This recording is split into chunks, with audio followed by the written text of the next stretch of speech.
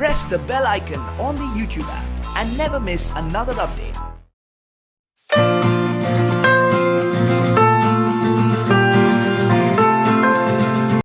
Hello and welcome to Phoenix Educare. Welcome to the second part of the chapter, the Indian Parliament. Indian Parliament is the second chapter in 8th Maharashtra Board Civics. So in the first part, we have seen the difference between Lok Sabha and Rajya Sabha. I have explained you how Lok Sabha is directly, how people in the Lok Sabha or how the representatives in Lok Sabha are directly elected by the people, and Rajya Sabha is the members of the Rajya Sabha are not directly elected. Lok Sabha is the duration of the Lok Sabha is 5 years. The duration of Rajya Sabha is not Rajya Sabha is a permanent house. Rajya Sabha के सारे members एक साथ नहीं जाते, तो उसमें क्या होता है कि 2-2 साल के बाद 1/3 members रिज़ाइन करते हैं, 1/3 members का टेन्योर खत्म होता है. सो राज्य सभा परमानेंट हाउस है, लोकसभा परमानेंट हाउस नहीं है. लोकसभा 5 years के लिए. ये हमने डिफरेंसेस देखे थे. Now we will see what is the function of parliament. So parliament में 3 चीज़ें आती है. पार्लियामेंट में आता है लोकसभा, राज्यसभा और प्रेसिडेंट. सो तीनों मिलके पार्लियामेंट होता है. पार्लियामेंट में लोकसभा, राज्यसभा और प्रेसिडेंट होते हैं. So now we will see what are the functions of parliament. After understanding the basics of Lok Sabha and Rajya Sabha, we will now review the functions. We will see the functions of parliament. I have also explained you in the first chapter, also in the second chapter. The main objective or main work of parliament is to make laws. Parliament is the highest law making body in our country. सबसे important जगह है जहाँ laws बनते हैं हमारे country में, वो है पार्लियामेंट. ठीक है, हमारे कॉन्स्टिट्यूशन को चेंज करने का या कॉन्स्टिट्यूशन में एडिशन करने का भी पावर पार्लियामेंट के पास है. So formulating laws means making laws. First function of parliament is formulation of laws. In order to achieve welfare of the people and objectives of the constitution, the parliament has to formulate new laws. कि welfare of the people, जो भी laws बनते हैं उसका intention होता है लोगों का भला करना, लोगों का वेलफेयर करना. और हमारे कॉन्स्टिट्यूशन में जो चीज़ें लिखी है उसके बेसिस पे अगर हमें नया लॉ बनाना है तो उस लॉ बनाने का काम करता है parliament. So in order to achieve welfare of the people and objective of the constitution, the parliament has to formulate new laws. Also outdated laws are repealed. Repealed मतलब क्या, removed, कि क्या कैंसल्ड. और जो पुराने लॉज है, outdated laws है, उसे कैंसिल करने का भी काम पार्लियामेंट करता है. Necessary changes are made in some laws. एक तो नया लॉ बनाओ, पुराने लॉ है जिसका कुछ यूज़ नहीं है आज तो उसे निकाल दो, और अगर कुछ उसमें अपडेट भी कर सकते हैं हम, चेंज भी कर सकते हैं. So this things are done by parliament. The process of formulation of laws has been described in the constitution. अभी लॉज कैसे बनाने हैं ये कैसे बनाना है ये भी हमारे कॉन्स्टिट्यूशन में लिखा है. अलग अलग लॉज बनाने के लिए अलग अलग प्रोसीजर फॉलो करना पड़ता है. जितना लॉ इम्पॉर्टेंट होगा या जितना डिफिकल्ट होगा बनाना, उतना ही उससे डिफिकल्ट होगा बनाना. ठीक है. Process of formulation of the laws has been described in the constitution. In according to the procedures the parliament fulfils the primary and important responsibility. So parliament ये लॉ बनाने का काम करता है. ठीक है. पहला जो काम है पार्लियामेंट का वो है फॉर्मुलेशन ऑफ लॉज और making laws. Second is control over council of ministers.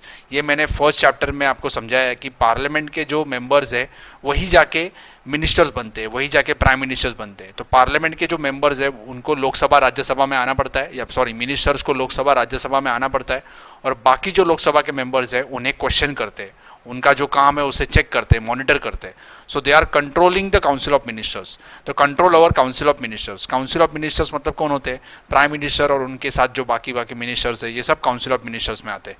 The prime minister and the council of ministers are drawn from the parliament. Drawn from the parliament मतलब क्या? वो पार्लियामेंट के ही members है.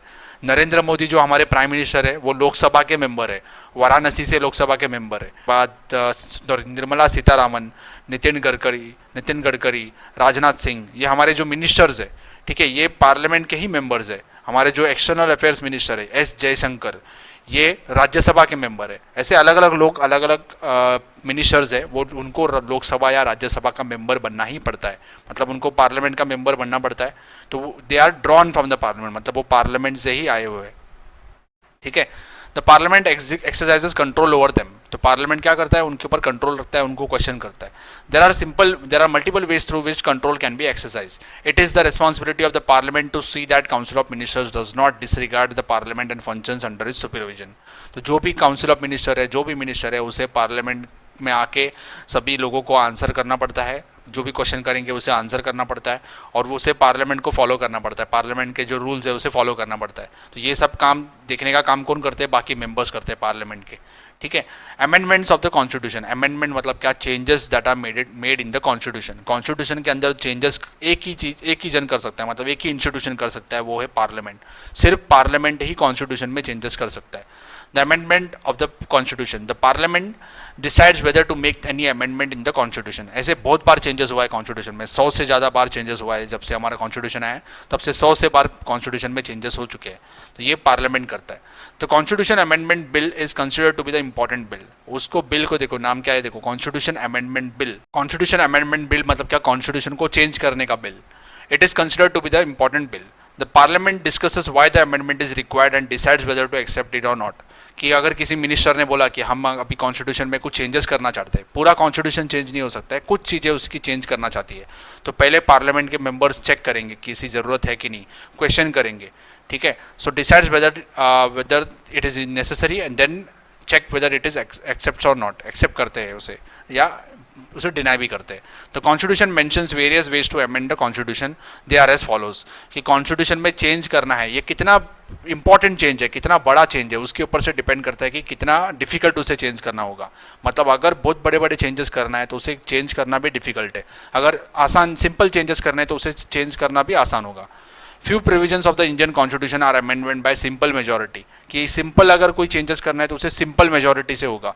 मतलब जितने लोग उस दिन पार्लियामेंट में थे उसमें से अगर 50% से ज़्यादा लोगों ने हाँ बोल दिया, मतलब चेंजेस हो गए। मतलब 100, सपोज पार्लियामेंट में तभी 400 लोग हैं, लोकसभा में अगर 400 लोग हैं, 400 में से 201 लोगों ने बोल दिया चेंज कर दो, तो चेंज हो जाएगा। वैसे ही राज्यसभा में अगर 250 पूरा स्ट्रेंथ होता है, 250 से अगर 200 लोग हैं, बाकी लोग एब्सेंट है, 200 में से 101 ने अगर बोल दिया चेंज कर दो तो चेंज हो जाएगा, ठीक है। तो ऐसे कुछ सिंपल चेंजेस है, उसे सिंपल मेजोरिटी से चेंज होगा, इजी चेंजेस है। सम प्रोविजंस रिक्वायर स्पेशल मेजोरिटी। कुछ प्रोविजंस अगर कोई डिफिकल्ट चेंज है, बड़ा चेंजेस करना है, तो उसके लिए स्पेशल मेजोरिटी चाहिए, ठीक है। तो 2/3 मेंबर, पार्लियामेंट के 2/3 मेंबर्स ने उसे परमिशन देना चाहिए। 2/3 आप कैलकुलेट करो कि 100 का 2/3 आता है 66 प्लस लोगों ने हाँ बोलना चाहिए, ठीक है। 66% लोगों ने, जितने भी लोग हैं उसमें से 2/3 लोगों ने हाँ बोलना चाहिए। 66% लोगों ने, 66+% लोगों ने हाँ बोलना चाहिए, तभी वो चेंजेस होगा। Few other provisions are amended by the special majority of the parliament. ऐसे कुछ चेंजेस है जो बहुत बड़े बड़े चेंजेस होते हैं। जैसे एक एग्जाम्पल है जीएसटी। आपको पता होगा कि हम जो भी चीज़ खरीदते हैं उसके ऊपर जीएसटी का टैक्स लगता है। ये जीएसटी का टैक्स पूरे इंडिया के ऊपर लागू होगा, पूरे इंडिया के ऊपर लागू होगा, तो ये बहुत बड़ा चेंज होता है, मेजर चेंज है। तो ऐसे चेंज को सिर्फ पार्लियामेंट नहीं कर सकता है। पार्लियामेंट मतलब हमारे नेशनल पार्लियामेंट ही नहीं कर सकता है, उससे बाकी स्टेट्स को भी पूछना पड़ेगा। तो ये कैसे चेंज होगा, हमारे इंडिया में जितने भी स्टेट्स हैं उसमें से हाफ स्टेट्स और उससे एक ज़्यादा, मतलब सपोज इंडिया में 28 स्टेट्स है, तो 28 का हाफ होता है 14 और 15, एक प्लस ज़्यादा। तो 15 स्टेट्स ने अगर बोल दिया कि चेंजेस कर दो, 15 स्टेट्स ने मतलब कौन स्टेट का चीफ मिनिस्टर नहीं बोलेगा, स्टेट में भी विधानसभा होता है, आपको पता है कि हर एक स्टेट में विधानसभा होता है, विधान परिषद होता है। तो उन लोगों ने भी अप्रूवल दे दिया कि चेंजेस कर दो, तो ही पार्लियामेंट में चेंज होगा। तो हमने 3 चेंजेस देखे थे। पहले चेंज देखा था सिंपल प्रोविजन से, ठीक है, उसके लिए सिंपल मेजोरिटी चाहिए। एकदम सिंपल प्रोविजन को चेंज करना है पार्लियामेंट कॉन्स्टिट्यूशन का, तो उसके लिए सिंपल मेजोरिटी चाहिए। कुछ ऐसे थोड़े डिफिकल्ट चेंज है तो उसे चेंज करने के लिए 2/3 मेजोरिटी चाहिए। मतलब जितने भी लोग प्रेजेंट है उसमें से 2/3 लोगों ने, मतलब 100 लोग प्रेजेंट है तो 67 लोगों ने हाँ बोलना चाहिए, ठीक है, तो वो चेंज होगा। अगर सिंपल मेजोरिटी में 100 लोग में से 51 लोगों ने हाँ बोलना चाहिए। थोड़ा डिफिकल्ट है सेकेंड वाला। ऐसे कुछ चेंजेस है जिसे चेंज करने के लिए पूरे कंट्री को पूछना पड़ेगा। अभी सभी लोगों को नहीं पूछ सकते हम, इसलिए हम विधानसभा को पूछेंगे हर एक स्टेट के। तो हाफ से ज़्यादा विधानसभा ने अगर बोल दिया, हाफ से ज़्यादा मतलब 28 है, तो 28 का आधा होता है 14, 14 + 1 15, 15 ने अगर बोल दिया कर दो चेंज, तो चेंज हो जाएगा। मतलब पार्लियामेंट, हमारे नेशन का जो पार्लियामेंट है उसने भी चेंज करना चाहिए और हमारे 15 स्टेट्स ने भी हाँ बोलना चाहिए, तो चेंज होगा। ऐसे ही जीएसटी के लिए हुआ था और 15+ स्टेट्स ने हाँ बोल दिया तभी जीएसटी हमारे कंट्री में लागू हुआ, ठीक है। एक सिंपल मेजोरिटी से चेंज होता है, दूसरा होता है स्पेशल मेजोरिटी से, 2/3 मेंबर्स ऑफ द पार्लियामेंट चाहिए उसके लिए। और तीसरा चेंज अगर करना है, ये बहुत बड़ा इंपॉर्टेंट चेंज होता है, इंपॉर्टेंट अमेंडमेंट होता है, उसके लिए पार्लियामेंट का भी परमिशन चाहिए, हमारे नेशन के पार्लियामेंट का। और more than half states, India में जितने भी स्टेट्स है उसमें से मोर देन हाफ, मतलब एक ज़्यादा। अगर 28 स्टेट्स है तो 28 का हाफ होता है 14, 14 + 1 15 स्टेट्स ने अगर बोल दिया, 15 स्टेट्स के विधानसभा ने अगर बोल दिया चेंज कर दो, तो चेंज हो जाएगा, ठीक है। Speaker of the Lok Sabha, speaker ये सबसे बड़ा इंपॉर्टेंट ऑफिसर होता है लोकसभा का, सबसे इंपॉर्टेंट मेंबर होता है लोकसभा का, और ये लोकसभा के मेंबर में से ही कोई एक जाके स्पीकर बनता है, जो चेयर में बैठता है, जो मेन आदमी होता है, जो कंडक्ट कराता है कि लोकसभा में कैसे काम होना चाहिए, ये सब देखने का काम स्पीकर का होता है। Speaker of the Lok Sabha, in the very first meeting after the Lok Sabha elections the member of Lok Sabha elects speaker and deputy speaker, मतलब स्पीकर जब भी नहीं होगा तो डेप्यूटी स्पीकर काम करेगा।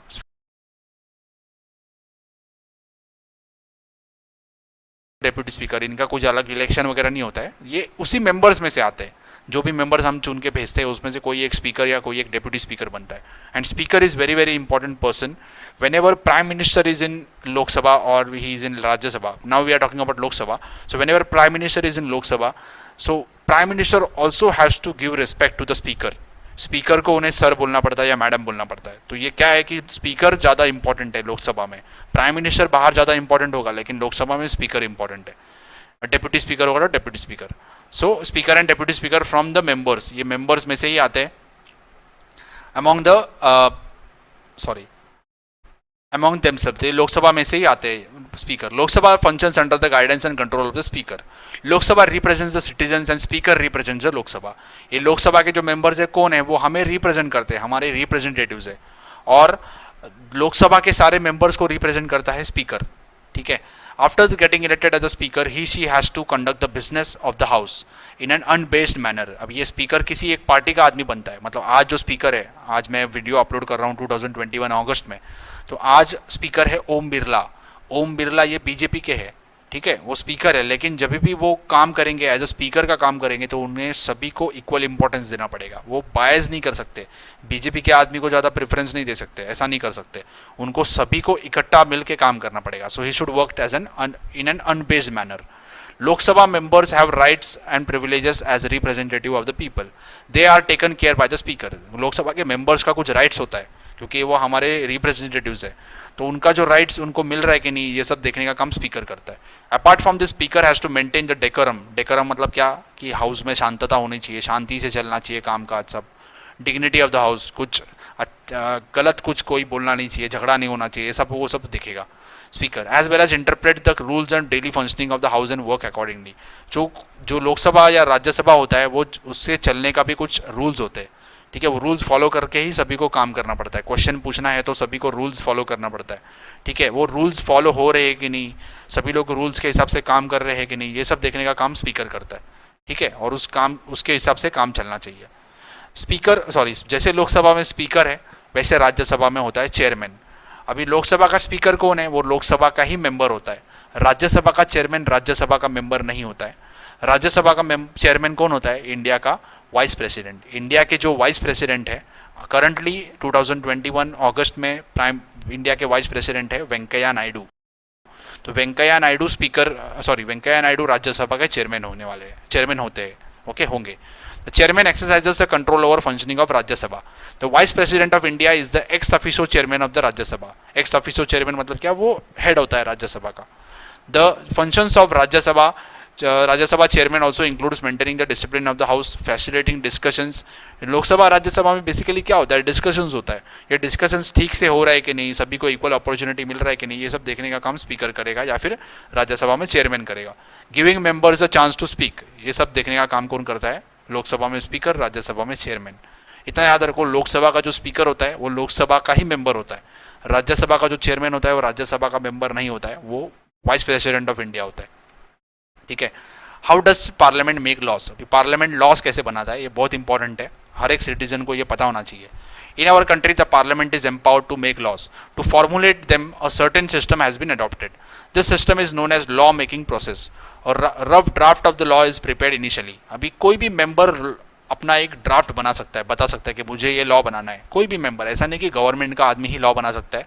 आज गवर्नमेंट बीजेपी का है, लेकिन कांग्रेस का भी कोई आदमी बोल सकता है कि मुझे लॉ बनाना है, और कोई मिनिस्टर भी बोल सकता है लॉ बनाना है, ठीक है। रफ ड्राफ्ट, एक ड्राफ्ट होगा, मतलब क्या, रफ एक कुछ पॉइंट्स बताएंगे, वो लिखेंगे, कोई मिनिस्टर लिखेगा, कोई मेंबर लिखेगा, और वो लोकसभा या राज्यसभा में बोलेगा कि मुझे ये लॉ बनाना है। Rough draft of law is prepared initially. This draft or outline is known as draft proposal of law or bill of law. जब भी लॉ बनता है तो उसको पहले बिल बोलते हैं हम। बिल मतलब क्या, एक रफ होता है, उसे किसी ने मंजूर नहीं किया, सिर्फ एक आदमी का या किसी मिनिस्टर का सोच है कि ऐसे लॉ बनना चाहिए, तो उसे क्या बोलेंगे, draft proposal of law or bill of law. There are two types of bills that are primarily introduced in the House of Parliament, money bill and ordinary bill. अभी ये मनी बिल क्या है उसके बारे में हम बाद में देखेंगे. ऑर्डिनरी बिल क्या होता है, बाकी जो भी लॉज है पैसे के रिलेटेड जो लॉ होता है वो होते हैं मनी बिल में. ठीक है, बाकी जो भी चीज़ें हैं उसका होता है, उसे बोलते हैं ऑर्डिनरी बिल. ठीक है, in order to converted into a act the law undergoes following process. अभी पहले मैंने क्या बोला, रफ होगा, रफ को हम क्या बोलेंगे, बिल बोलेंगे. बिल को अगर लॉ बनना है, लॉ ही पूरे इंडिया में इंप्लीमेंट होगा. लॉ जिसको बनना है या कायदा जिसको बोलते हैं हम हिंदी में, लॉ बनना है तो उसके लिए कुछ प्रोसीजर फॉलो करना पड़ता है. अगर अप्रूवल मिला तो ही वो लॉ बनता है. ठीक है, सो बिल को लॉ अगर बनाना है, लॉ मतलब क्या, एक्ट अगर बनाना है तो उसे कुछ प्रोसीजर फॉलो करना पड़ता है. तो ये प्रोसीजर क्या है देखेंगे. सबसे पहला क्या होगा, लॉ जो बन रहा है, जो बिल है उसका फर्स्ट रीडिंग होगा. कोई एक मिनिस्टर या कोई एक प्राइवेट मेंबर मतलब क्या, गवर्नमेंट के बाहर का कोई आदमी, वो क्या करेगा, वहाँ उसे रीड करेगा. ठीक है, तो फर्स्ट रीडिंग होता है उसका. The minister of the concern department, ministry or a member of parliament. Member of parliament मतलब क्या, वो कोई गवर्नमेंट का पार्ट नहीं है, कोई और, ये रीड करेगा and briefly explains its nature while presenting. This is called as first reading. वो बताएगा क्यों वो लॉ ये बनाना चाहता है, उसका फर्स्ट रीडिंग होगा. रीडिंग मतलब क्या, वो लोकसभा में या राज्यसभा में रीड करेगा, उसे बोलेगा कि मुझे ये लॉ बनाना है, ताकि सभी लोगों को, सभी मेंबर्स को पता चले, स्पीकर को पता चले, राज्यसभा के चेयरमैन को पता चले कि ये क्या लॉ है, क्यों बनाना चाहता है. ठीक है, वो फर्स्ट रीडिंग होगा. सेकेंड रीडिंग में क्या होता है देखो, there are two stages of second reading. In first stage the objectives of the propose bill are discussed and members in the house express their opinion. सबसे पहले क्या हुआ था, रीडिंग हुआ था फर्स्ट रीडिंग में. सेकेंड रीडिंग में वो बताएगा कि ये क्यों बनाना चाहता है, क्या रीज़न है, क्यों ये लॉ बनाना चाहता है. और उसके बाद क्या होगा, उसके ऊपर डिस्कशन होगा. जो भी बाकी मेंबर्स है वो अपना ओपिनियन रखेंगे. ठीक है, वो बताएंगे कि ये कुछ चीज़ें क्यों गलत है, उसमें इसमें क्या चेंजेस कर सकते हैं. ठीक है, ये सब उसमें बताएंगे, तो ओपिनियन एक्सप्रेस करेंगे अपना. The supporters of the bill give favourable opinion. जो भी लोग बोलते हैं कि ये जो भी बिल में चीज़ें हैं, अगर किसी को पसंद आया तो वो बोलेंगे कि चलो हमें पसंद आ गया, तो अपना ओपिनियन देंगे. ठीक है, और जो लोग बोलेंगे कि ये गलत है तो अपना ओपिनियन देंगे, उसमें डिफेक्ट निकालेंगे, फॉल्ट निकालेंगे. After the discussion within the house as per the requirement the bill is send to committee of house. ये पार्लियामेंट में अलग अलग कमेटी होती है, वैसे लोकसभा में अलग कमेटी होती है, राज्यसभा में अलग अलग कमिटीज़ होती है. वहाँ कुछ वो मेंबर्स ही उसके पार्ट होते हैं कमिटीज़ के. तो वो क्या करेगा, वो लॉ जाएगा कमेटी के पास, कमेटी के लोग उसे और थरली रीड करेंगे, स्टडी करेंगे. उसके बाद वो अपना ओपिनियन देंगे. ओपिनियन देने के बाद वापस सेकेंड रीडिंग के लिए, सेकेंड रीडिंग के अंदर मैंने बोला था कि वहाँ 2 बार रीडिंग होता है, 2 स्टेजेस होते हैं. सेकेंड स्टेज में वापस वो पार्लियामेंट में, वापस वो लोकसभा या राज्यसभा में आएगा. After the discussion within the house, as per the requirement, the bill is sent to the committee of the house. The committee report consisting of instructions and recommendation is sent to the house in order to make bill flawless. कि bill में आगे जाके कुछ problem ना हो, इसलिए उसे committee के पास भेजते हैं. कमेटी स्टडी करेगा, स्टडी करने के बाद वापस लोकसभा या राज्यसभा में आएगा. ठीक है, हम अभी बात कर रहे हैं एक ही हाउस की, मतलब अभी ये लॉ बन रहा है लोकसभा में, लोकसभा में उसका काम चल रहा है लॉ बनने का. अभी ये बिल ही है, लॉ बनने का काम चल रहा है लोकसभा में. ठीक है, now second phase of the second reading begins. In this phase the bill is discuss clause by clause. ये बिल में बहुत सारे अलग अलग टॉपिक होंगे, उसको अलग अलग क्लॉज होगा, अलग अलग पॉइंट्स होंगे, हर एक पॉइंट के ऊपर थरो डिस्कशन होगा, डिटेल में डिस्कशन होगा. कुछ लोग अभी भी बोलेंगे कि हमें सपोर्ट करते हैं, कुछ लोग बोलेंगे हम सपोर्ट नहीं करते, उसमें चेंजेस करो. ठीक है, क्लॉज बाय क्लॉज उसका स्टडी होगा. Members can suggest changes after this voting is taken in the house. अभी लास्ट में क्या होगा, सेकेंड रीडिंग के एंड में क्या होगा, वहाँ एक वोटिंग होगा. वोटिंग में स्पीकर वहाँ क्या करेगा, वोटिंग कंडक्ट करेगा और देखेगा कि कितने लोग उसे सपोर्ट करते हैं, कितने लोग सपोर्ट नहीं करते. ये वोटिंग कभी कभी क्या होता है, आवाज़ से होता है. वो स्पीकर पूछते हैं कि कितने लोग इसके सपोर्ट में हैं, तो यस बोलो या नो बोलो, तो ज़ोर से चिल्लाते हैं सभी लोग. ज़्यादा आवाज़ जिसका है उसका पास होता है. कभी अगर कन्फ्यूजन हुआ तो जैसे वोटिंग होता है वैसे वोटिंग होगा, और वहाँ डिजिटली वोटिंग होता है और वहाँ जाके रिजल्ट समझ में आता है हमें. ठीक है, वोटिंग होगा. Third reading, the bill is discuss briefly again during the third reading. अभी ये क्यों इतना टाइम उसको लगा रहे हैं डिस्कशन करने में, क्योंकि जो भी बिल बनते हैं अभी इतना टाइम क्यों लगा रहे लॉ बनाने के लिए, क्योंकि इसका इम्पैक्ट बहुत सारे लोगों के ऊपर होने वाला है, करोड़ों लोगों के ऊपर इसका इम्पैक्ट होने वाला है. अगर गलत लॉ बन गया तो बहुत प्रॉब्लम में आ सकते हैं बाकी लोग, या बाकी कंट्री में भी इश्यूज हो सकते हैं. इसलिए उसे बहुत डिफ़िकल्ट वे से उसे डिस्कस करके सब करके उसे इम्प्लीमेंट करना पड़ता है. थर्ड रीडिंग में देखो क्या होता है, the bill is discuss briefly again during the third reading. Voting is taken for approval of the bill. वापस वोटिंग होता है, अगर लोगों ने अभी मंजूर कर दिया, अगर पास कर दिया. ठीक है, if the bill is given an assent मतलब क्या, yes approval by the required majority. ये हमने देखा था कौन से टाइप की कैसे मेजोरिटी होगा, सिंपल मेजोरिटी होगा या फिर 2/3 मेजोरिटी होगा, या फिर कुछ स्पेशल चेंजेस करना है तो स्पेशल मेजोरिटी होगा। तो ऐसा अगर उसे अप्रूवल मिल गया, ठीक है, तो ये क्या होगा, सेकेंड हाउस में जाएगा। मतलब एक हाउस में 3 स्टेजेस में हुआ, अभी ये जाएगा सेकेंड हाउस में। अभी लोकसभा से चले गया राज्यसभा में, वैसे ही राज्यसभा से लोकसभा में भी आ सकता है। अभी क्या, लोकसभा राज्यसभा में भी वापस सेम होगा, डिस्कशंस होगा, प्रोसीजर फॉलो होगा, सब कुछ होगा। और राज्यसभा ने भी अगर मंजूर कर दिया तो वो जाएगा प्रेसिडेंट के पास साइन करने के लिए। प्रेसिडेंट वापस अपने पास कितना भी टाइम लगा सकता है उसे साइन करने के लिए, कुछ लिमिट नहीं है। तो प्रेसिडेंट ने अगर साइन कर दिया तो वो जो बिल है वो लॉ बन जाता है, वो एक्ट बन जाता है। अगर प्रेसिडेंट को अगर पसंद नहीं आया, प्रेसिडेंट क्या करेगा, वापस भेज देगा लोकसभा और राज्यसभा के पास। तो वापस वो लोकसभा में आएगा, वापस डिस्कशन होगा, वापस लोकसभा ने पास किया, नेक्स्ट टाइम जाएगा राज्यसभा के पास, राज्यसभा ने भी वापस पास किया, अब भी जाएगा प्रेसिडेंट के पास। अगर दोबारा प्रेसिडेंट के पास अगर कोई बिल आता है उसे साइन करने के लिए, तो प्रेसिडेंट को साइन करना ही पड़ता है। पहली बार वो उसे रिजेक्ट कर सकता है या फिर अपने पास हमेशा के लिए रख सकता है, वापस भेजेगा ही नहीं, तो कोई उसे क्वेश्चन नहीं करेगा, ठीक है। The bill is further send to the assent by the president. Assent मतलब क्या, अप्रूवल बाय द प्रेसिडेंट।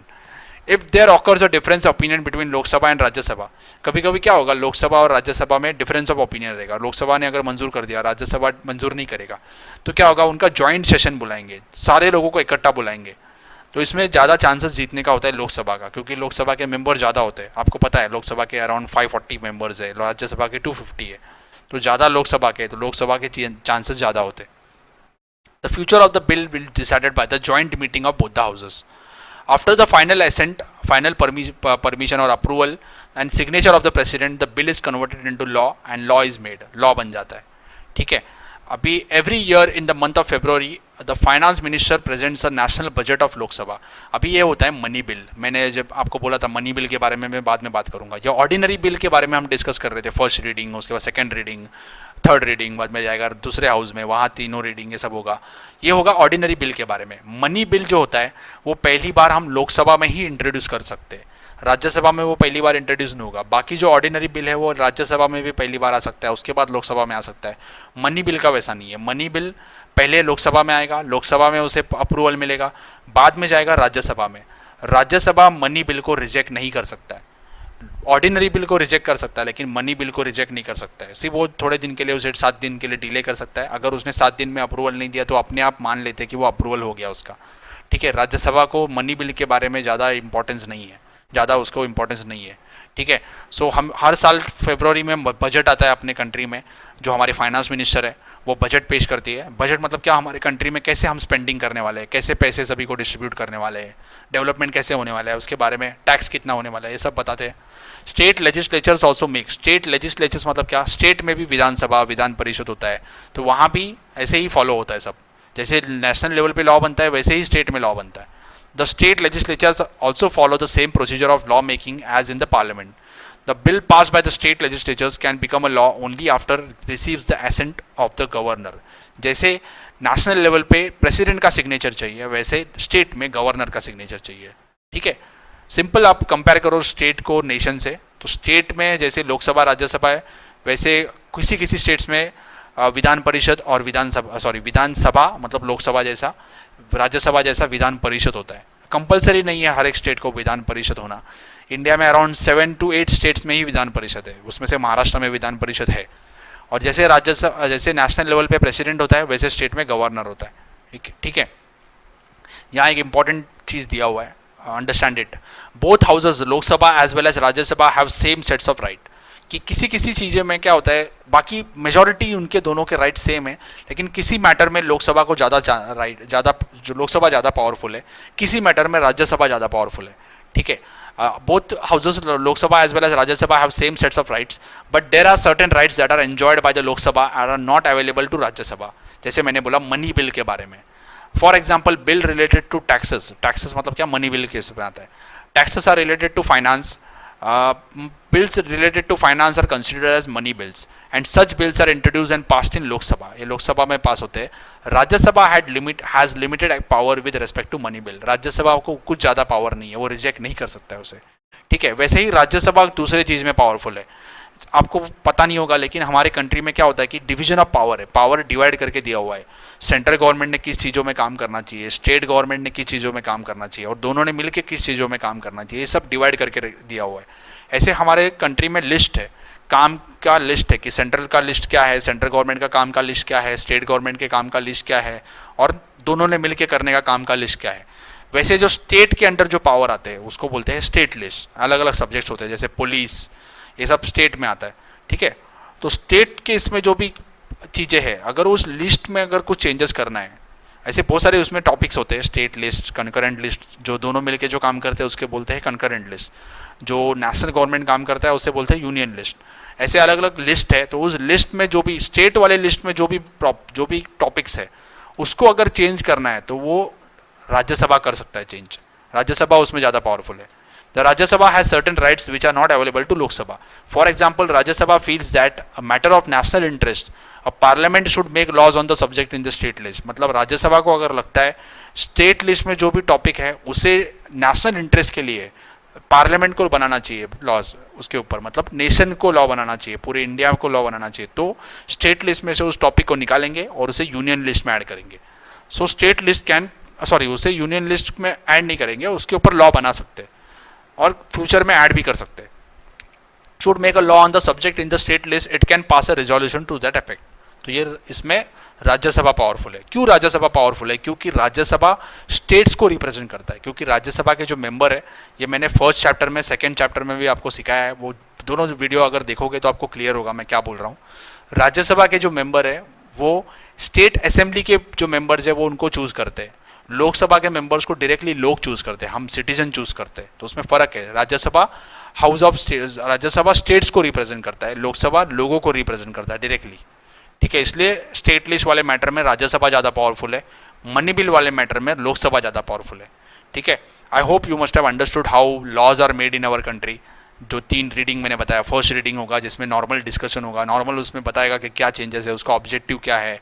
बाद में सेकेंड रीडिंग में डिस्कशन होगा, उसके बाद जो कमेटी होता है उसके उसके पास बिल भेजेंगे, वहाँ वो अपना रिकमेंडेशन देगा, वापस आएगा, वापस उसके ऊपर क्लॉज बाय क्लॉज डिस्कशन होगा, उसे अप्रूवल मिलेगा, उसके ऊपर वोटिंग होगा। बाद में थर्ड रीडिंग होगा, थर्ड रीडिंग में भी वोटिंग होगा, परमिशन मिलने के बाद वो जाएगा दूसरे हाउस में, वहाँ भी डिस्कशन होगा, वहाँ परमिशन मिलने के बाद, वहाँ अप्रूवल मिलने के बाद जाएगा प्रेसिडेंट के पास। प्रेसिडेंट ने अगर साइन कर दिया तो वो जो बिल है, जो ड्राफ्ट था, वो अभी बन जाएगा एक्ट या बन जाएगा लॉ, ठीक है। I hope you must have understood this chapter, and if you have understood, please share this video with your friends and subscribe for more videos. And while subscribing, don't forget to press the bell icon so that you can get a update regarding my videos, regarding my new videos. And please share and subscribe. Thank you for watching.